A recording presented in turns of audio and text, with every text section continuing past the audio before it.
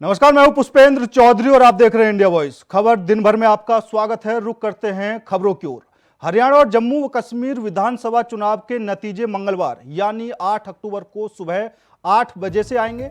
90 सीटों वाले हरियाणा में लगभग सभी एग्जिट पोल कांग्रेस की सरकार बनने की संभावना जता रहे हैं। वहीं जम्मू कश्मीर में एग्जिट पोल में हंग असेंबली की स्थिति बनती दिख रही है। उससे पहले शनिवार को एग्जिट पोल्स जारी किए गए, उसके आधार पर पोल ऑफ पोल्स भी सामने आया। दोनों राज्यों में सरकार बनाने के लिए 46 सीटें जरूरी हैं। हरियाणा में रिपोर्टर्स सर्वे के अलावा 12 सर्वे एजेंसियों ने एग्जिट पोल किए, तो वहीं जम्मू कश्मीर में भी भास्कर रिपोर्ट्स के अलावा 9 एजेंसियों ने एग्जिट पोल किया। इन सबको मिलाकर पोल ऑफ पोल्स का हिसाब लगाया गया। हरियाणा में किसकी बनेगी सरकार?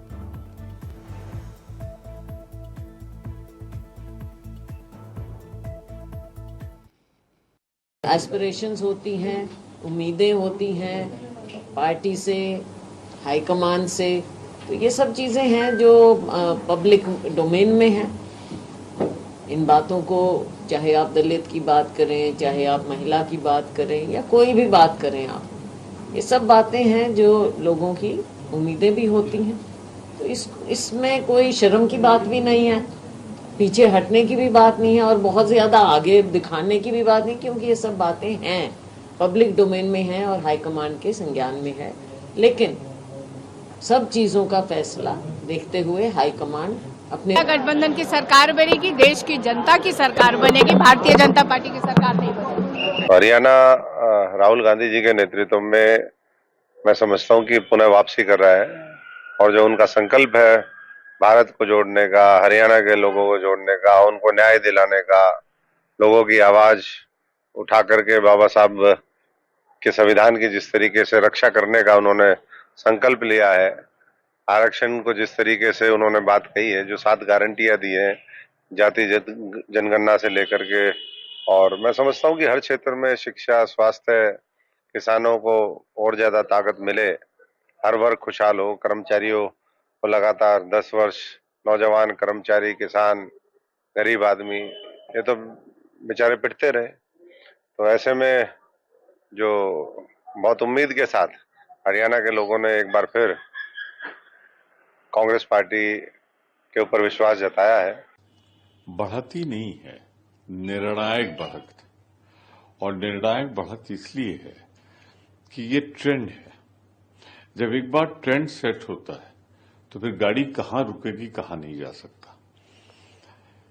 मैं तो कोई मुझे आश्चर्य नहीं होगा ये 65 के ऊपर जाके हरियाणा में कांग्रेस पहुंचे। जम्मू कश्मीर में भी हम पूर्ण बहुमत तो प्राप्ति कर लेंगे, पर ये चक्र कुछ आगे भी जा सकता है। हरियाणा के बारे में एक चीज मैं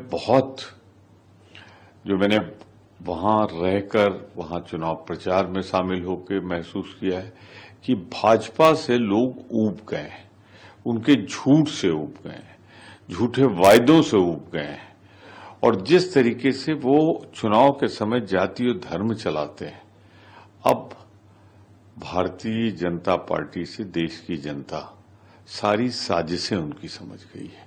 इसलिए हरियाणा में मैं दावे से कह रहा हूं 2/3 से ज्यादा बहुमत आएगा और जम्मू कश्मीर में हम साधारण बहुमत के साथ सरकार बनाएंगे।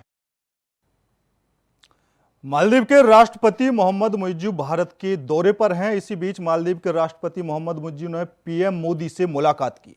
यह मुलाकात हैदराबाद हाउस में हुई। इस दौरान प्रधानमंत्री नरेंद्र मोदी और मालदीव के राष्ट्रपति ने मालदीव में हनी मादू अंतर्राष्ट्रीय हवाई अड्डे के रनवे का वर्चुअल माध्यम से उद्घाटन किया। इस दौरान मालदीव में रुपे कार्ड से भुगतान की शुरुआत हुई। प्रधानमंत्री नरेंद्र मोदी और मालदीव के राष्ट्रपति मोहम्मद मुइज्जू इस तरह के पहले लेनदेन के गवाह बने। तो वहीं पीएम मोदी ने कहा कि भारत और मालदीव के संबंध सदियों पुराने हैं। भारत मालदीव का सबसे करीबी पड़ोसी और घनिष्ठ मित्र देश है।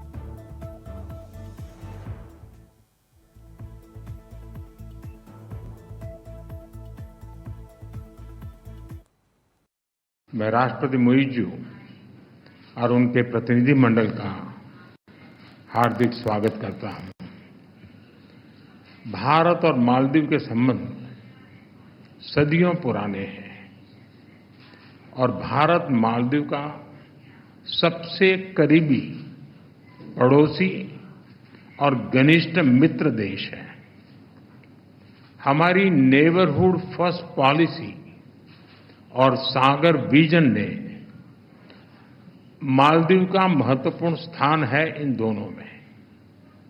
भारत ने सदैव मालदीव के लिए फर्स्ट रिस्पॉन्डर की भूमिका निभाई है, चाहे मालदीव के लोगों के लिए एसेंशियल कमोडिटीज की जरूरत पूरा करना हो, प्राकृतिक आपदा के समय पीने का पानी उपलब्ध कराना हो, कोविड के समय वैक्सीन देने की बात हो। भारत ने हमेशा अपने पड़ोसी होने के दायित्व को निभाया है और आज हमने आपसी सहयोग को स्ट्रेटेजिक दिशा देने के लिए कॉम्प्रिहेंसिव इकोनॉमिक और मैरीटाइम सिक्योरिटी पार्टनरशिप विजन अपनाया है। फ्रेंड्स, डेवलपमेंट पार्टनरशिप हमारे संबंधों का अहम स्तंभ है और हमने इसमें हमेशा मालदीव के लोगों की प्राथमिकताओं को प्रमुखता दी है। इस वर्ष एसबीआई ने मालदीव के $100 मिलियन के ट्रेजरी बिल्स का रोल ओवर किया है।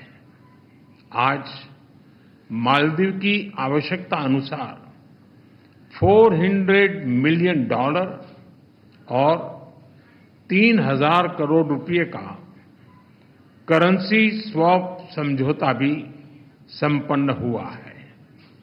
हमने मालदीव में इंफ्रास्ट्रक्चर विकास के लिए व्यापक सहयोग पर बात की है। आज हमने पुनर्विकसित हनीमाधु एयरपोर्ट का उद्घाटन किया है। अब ग्रेटर माले कनेक्टिविटी प्रोजेक्ट में भी तेजी लाई जाएगी। थिलाफुशी में नए कमर्शियल पोर्ट के विकास में भी सहयोग दिया जाएगा। आज भारत के सहयोग से बनाए गए 700 से अधिक सोशल हाउसिंग यूनिट्स हैंडओवर किए गए हैं। मालदीव के 28 आइलैंड्स पर पानी और सीवरेज प्रोजेक्ट्स पूरे किए गए हैं। 6 अन्य आइलैंड पर भी शीघ्र काम पूरा किया जाएगा। ये प्रोजेक्ट 30,000 लोगों को साफ पानी की सप्लाई सुनिश्चित करेंगे। दालू में एग्रीकल्चर इकोनॉमिक जोन और आलिफू में फर्स्ट प्रोसेसिंग फैसिलिटी स्थापित करने में भी सहयोग दिया जाएगा। ओशिनोग्राफी और ब्लू इकोनॉमी में भी हम साथ मिलकर काम करेंगे। फ्रेंड्स, आर्थिक संबंधों को मजबूत करने के लिए हमने फ्री ट्रेड एग्रीमेंट पर चर्चा शुरू करने का निर्णय लिया। लोकल करेंसी में ट्रेड सेटलमेंट पर भी काम किया जाएगा। हमने डिजिटल कनेक्टिविटी पर भी फोकस किया है। कुछ दिन पहले मालदीव में रुपे कार्ड लॉन्च किया गया है। आने वाले समय में भारत और मालदीव को यूपीआई से भी जोड़ने के लिए काम किया जाएगा। अड्डू में नया भारतीय कॉन्सुलेट और बेंगलुरु में मालदीव का नया कॉन्सुलेट खोलने पर भी हमने बात की है। इन सभी पहलों से हमारे पीपल टू पीपल संबंधों को बल मिलेगा। फ्रेंड्स, हमने रक्षा और सुरक्षा सहयोग के विभिन्न पहलुओं पर विस्तार से चर्चा की। एकता हार्बर प्रोजेक्ट में काम तेजी से चल रहा है। हम मालदीव नेशनल डिफेंस फोर्सेस की ट्रेनिंग और कैपेसिटी बिल्डिंग में अपना सहयोग जारी रखेंगे। दिल्ली में आम आदमी पार्टी के राष्ट्रीय संयोजक अरविंद केजरीवाल ने प्रेस कॉन्फ्रेंस करके कहा कि हमने देखा कि सड़कों की हालत ठीक नहीं थी। मैंने आतिशी से अनुरोध किया था कि वे विधायकों और मंत्रियों के साथ सड़कों का निरीक्षण करें और जो भी सड़क खराब है उसे तुरंत ठीक करवाएं। मैंने इस संबंध में उन्हें एक पत्र भी लिखा था। दिल्ली के लोगों को परेशान करने में कोई कसर नहीं छोड़ी। इन्होंने दिल्ली सरकार के बहुत सारे काम रोके। लौटने के बाद अभी कुछ दिन पहले आपने देखा कि मैं और आतिशी जी कुछ सड़कों का मुआयना करने के लिए निकले। लोगों की शिकायतें आ रही थी कि उनके एरिया की सड़कें खराब हो गई हैं। इन्होंने नॉर्मल सड़कों का मेंटेनेंस जो होता है, रूटीन मेंटेनेंस, वो भी इन लोगों ने बंद करा दिया था। तो हमने देखा कि सड़कों की हालत अच्छी नहीं थी। तब मैंने आतिशी जी से निवेदन किया था कि विधायकों के साथ और मंत्रियों के साथ सड़कों पे उतर के दिल्ली की सारी जो पीडब्ल्यूडी की सड़कें हैं उनका मुआयना किया जाए और जो खराब हैं उनको तुरंत प्रभाव से ठीक किया जाए। इस बारे में मैंने आतिशी जी को चिट्ठी भी लिखी थी। तो मुझे खुशी है कि इन लोगों ने, सारे हमारे पार्टी के विधायकों ने, लीडर्स ने और मंत्रियों ने सड़क पे उतर के रात दिन वो इंस्पेक्शन किया है और सड़कों का मुआयना किया है और कितनी खराब है, कौन कौन सा काम करने की ज़रूरत है, उस सारी रिपोर्ट एक बनाई है और रिपेयर का काम भी शुरू हो गया, रिपेयर का, रिकारपेटिंग का। मैं दिल्ली के लोगों को ये आश्वस्त करना चाहता हूँ कि हमारी अब लगभग 10 साल हो गए सरकार चलाते हुए और आप लोगों ने देखा होगा कि पहले 9 साल में आपको किसी भी तरह की हमने तकलीफ नहीं आने दी, चाहे वो सड़कें हों, चाहे वो अस्पतालों का वो हो, बिजली हो, हर तरह की सुविधा हमने दिल्ली के लोगों को देने की कोशिश की। इनफैक्ट पूरे देश के अंदर जो सुविधाएं आज दिल्ली के लोगों को पिछले 10 साल से मिल रही हैं वो उस किस्म की सुविधाएं पूरे देश में कहीं नहीं मिल रही हैं। लेकिन पिछले 1 साल के अंदर आप देख रहे हैं कि किस तरह से एक के बाद एक मंत्रियों को जेल में डाल दिया इन्होंने, दिल्ली को ठप करने की कोशिश की, दिल्ली के काम रोकने की कोशिश की, दिल्ली सरकार को डीरेल करने की कोशिश की। उसके बावजूद भी हम लगे हुए हैं, हम डटे हुए हैं। अब मैं बाहर आ गया हूं और जितने भी रुके हुए काम थे और जो तकलीफें और समस्याएं लोगों को हैं, मैं उनको आश्वस्त करना चाहता हूं। उन सब की तरफ हम लोग अब ध्यान दे रहे हैं और आपकी समस्याओं का निवारण करना हमारा फ़र्ज़ है। मुझे पता चला है कि दवाइयों की कमी बहुत ज़्यादा हो रही है अस्पतालों में और मोहल्ला क्लिनिक में। इन लोगों ने दवाइयाँ बंद कर दी।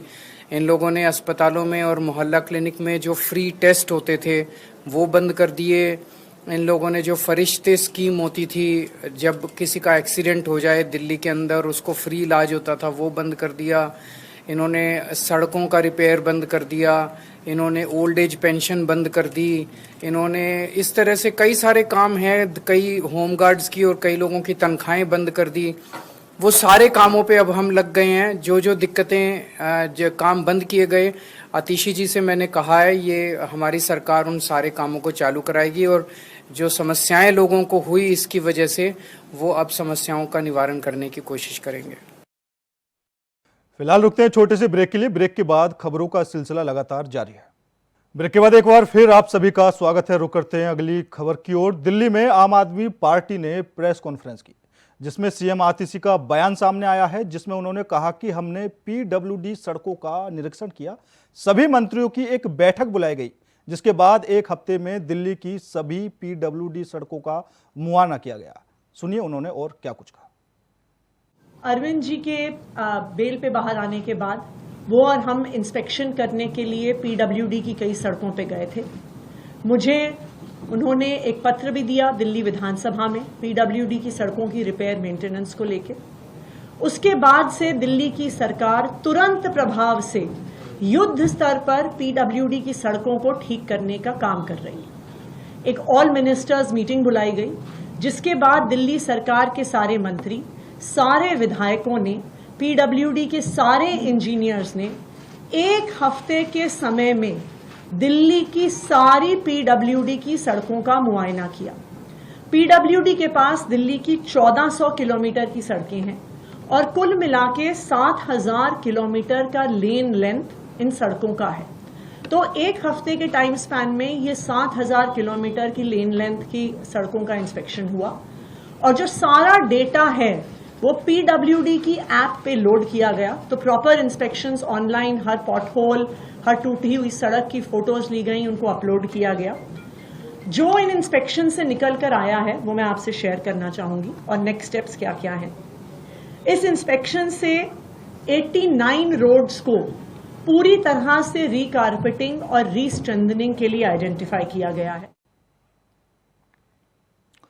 मिशन अयोध्या को लेकर कांग्रेस और सपा में महासंग्राम शुरू हो चुका है। कांग्रेस ने एक जंग का ऐलान कर दिया है तो वहीं सपा की साइकिल पर सवार कांग्रेस ने लोकसभा में खुद की रफ्तार को तेज किया और अब सपा की साइकिल को पंचर करने पर तुला है। इस समय पूरे देश की नजर हरियाणा और जम्मू कश्मीर में चुनावी नतीजों पर लगी हुई है।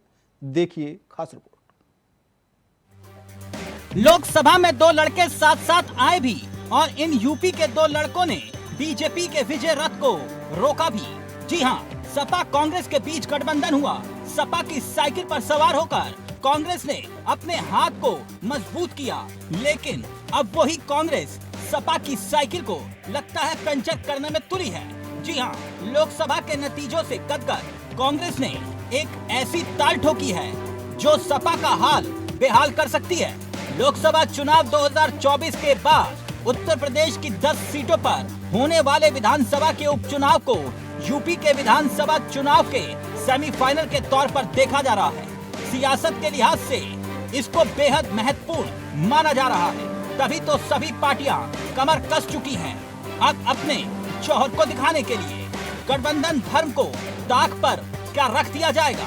जी हां, जम्मू कश्मीर और हरियाणा चुनाव के एग्जिट पोल में बम बम से कांग्रेस फुल फॉर्म में है। यूं कहें कि समाजवादी पार्टी की प्रतिष्ठा दांव पर है। वजह कांग्रेस ने अयोध्या की उस मिल्कीपुर सीट पर उपचुनाव लड़ने की ताल ठोक दी है, जिसका नैरेटिव सेट करके पूरे देश में अखिलेश यादव अवधेश प्रसाद के हाथ में हाथ डाले घूम रहे हैं। उत्तर प्रदेश की सबसे चर्चित मिल्कीपुर विधानसभा सीट को लेकर सपा और कांग्रेस में जंग का ऐलान हो चुका है। वही कांग्रेस ने सपा से 4 कदम आगे निकलते हुए मिल्कीपुर विधानसभा में चुनावी सभा तारीख का ऐलान तक कर दिया है। 16 अक्टूबर को मिल्कीपुर में कांग्रेस के दिग्गज नेताओं का जमावड़ा लगने वाला है। कांग्रेस ने ऐलान किया है कि मिल्कीपुर सीट पर कांग्रेस ही चुनाव लड़ेगी। देखिए, जैसे कि आपको मालूम है, उत्तर प्रदेश में 10 जगह उपचुनाव हो रहे हैं। उस उपचुनाव में कांग्रेस पार्टी के आला कमान द्वारा हम लोग को निर्देशित किया गया है कि आप जाके वहाँ के बूथ स्तर के कार्यकर्ताओं को, वहाँ के ब्लॉक स्तर के कार्यकर्ताओं को, न्याय पंचायत स्तर के कार्यकर्ताओं को इस चुनाव के लिए तैयार होने में उनकी मदद करें, सहयोग करें। 16 तारीख को आपके मिल्कीपुर विधानसभा में संविधान बचाओ संकल्प सम्मेलन होने जा रहा है, जिसमें माननीय राहुल गांधी जी के निर्देशानुसार, माननीय मल्लिकार्जुन खड़गे जी के आदेशानुसार हम लोग हर 10 जहां विधानसभा हो रही उत्तर प्रदेश। जी हां, कांग्रेस अपने प्रदर्शन से इतनी गदगद है कि अपने ही साथी को ललकार रही है। उपचुनाव में मिल्कीपुर सीट पर चाल चल रही है। आपको बता दें कि सीट सपा का गढ़ मानी जाती है। इस सीट पर कोई और नहीं बल्कि सपा का वो धुरंधर चेहरा था जिसने राम लहर में भी अयोध्या में सपा को जीत दिलाई थी, अवधेश प्रसाद। जी, अवधेश प्रसाद के सांसद बनने के बाद मिल्कीपुर सीट खाली हुई है। सपा सुप्रीमो अखिलेश यादव ने अयोध्या सांसद अवधेश प्रसाद के बेटे अजीत प्रसाद का टिकट भी पक्का कर दिया है। हालांकि आधिकारिक घोषणा नहीं हुई है। बहरहाल कांग्रेस ने ऐलान तो कर दिया है कि मिल्कीपुर सीट पर वो चुनाव लड़ना चाहती है, लेकिन क्या सपा के प्रमुख इस मांग को मानेंगे या फिर नहीं? अगर ऐसा हुआ तो अखिलेश यादव को झुकना ही पड़ेगा। यानी अगर ऐसा नहीं हुआ तो उत्तर प्रदेश में बिना गांठ वाला होगा सपा कांग्रेस का ये बंधन। अब इसके आसार भी लगने लगे हैं। Bureau report, India voice, Lucknow.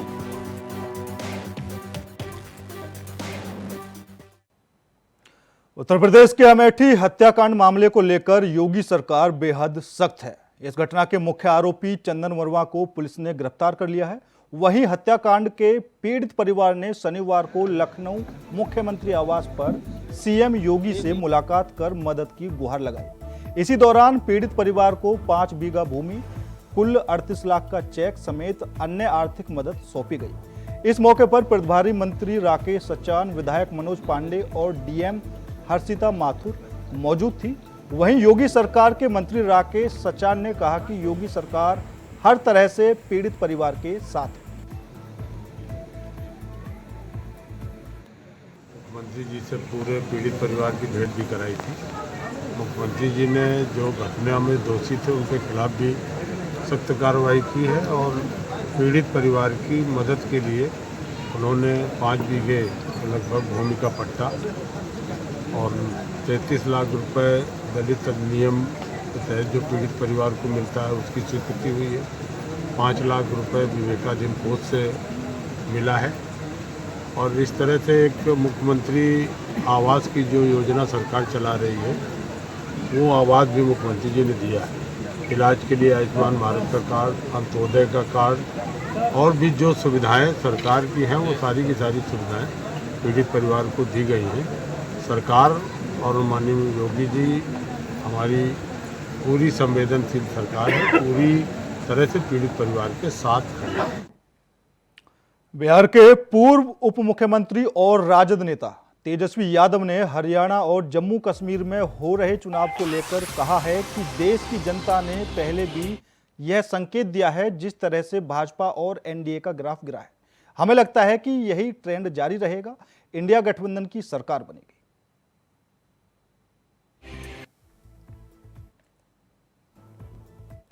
की सरकार बने। देखिए रिजल्ट आ रहा है, अब जनता मालिक है और देश की जनता ने पहले भी इशारा किया है जिस प्रकार से भाजपा का ग्राफ गिरा है, एनडीए का ग्राफ गिरा है। हमको लगता है कि वही ट्रेंड रहेगा और हरियाणा और कश्मीर की जनता जो है इस बार इंडिया अलायंस की सरकार बनाएगी। देखिए नरसिंहानंद ने पैगंबर मोहम्मद पर विवादित बयान दिया जिसके बाद लोगों का आक्रोश थमने का नाम नहीं ले रहा है। समूचे विश्व भर में यति नरसिंहानंद के बयान की आलोचना की जा रही है तो वहीं मोहब्बत के शहर आगरा में भी आक्रोश देखने को मिला है। आगरा में यति नरसिंहानंद के खिलाफ एनएसए के तहत कार्रवाई की मांग उठ रही है। सैकड़ों की संख्या में मुस्लिम समाज की महिलाएं, बुजुर्ग और नौजवान ने डीसीपी सिटी को यति नरसिंहानंद पर कार्रवाई करने के लिए ज्ञापन सौंपा। मुस्लिम समाज के लोगों ने शांतिपूर्ण तरीके से डीसीपी सिटी को ज्ञापन सौंपते हुए वही इंडिया वॉइस के संवाददाता जिसान अहमद ने समाज सेवी नदीम नूर से बातचीत की।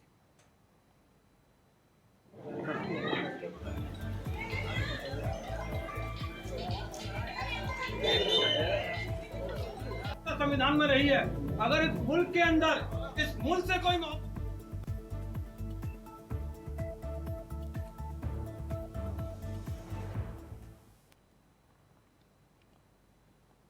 फिलहाल मेरे साथ इस बुलेटिन में इतना ही। बाकी देश और दुनिया की तमाम खबरों के लिए देखते रहिए इंडिया वॉइस।